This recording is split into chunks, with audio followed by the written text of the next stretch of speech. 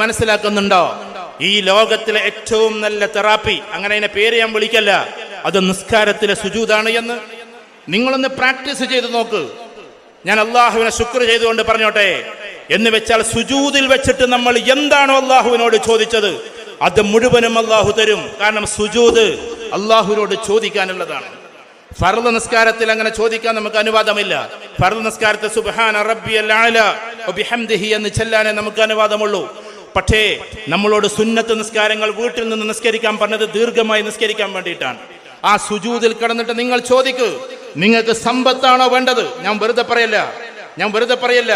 നിങ്ങൾക്ക് സമ്പത്താണോ വേണ്ടത്? അള്ളാഹു തന്നിരിക്കും. രോഗമാണോ മാറേണ്ടത്? അള്ളാഹു തന്നിരിക്കും. കാരണം ഉത്തരങ്ങൾക്ക് മുമ്പേ അള്ളാഹ്ക്ക് ഭയങ്കര ഇഷ്ടപ്പെട്ട ഒരു സമയമാണ് സുജൂദ്.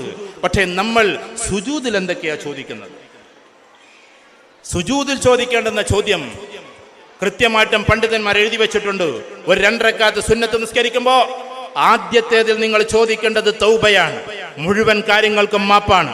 രണ്ടാമത്തതിന് നിങ്ങൾ ചോദിക്കേണ്ടത് എന്തെന്ന് ചോദിച്ചാൽ ശുക്റാണ്, നമുക്ക് ചെയ്തു തന്നതിന് മുഴുവനുള്ള നന്ദിയാണ്, ഗ്രാറ്റിറ്റ്യൂഡ്.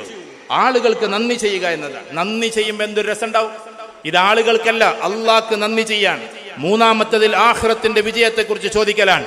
നാലാമത്തതിലാകട്ടെ ദുനിയാവിലെ മുഴുവൻ കാര്യം നമ്മളോട് ചോദിക്കാനാണ്. സ്ട്രെസ് എത്ര റിലീസ് ആവുമെന്നറിയോ നിങ്ങൾ?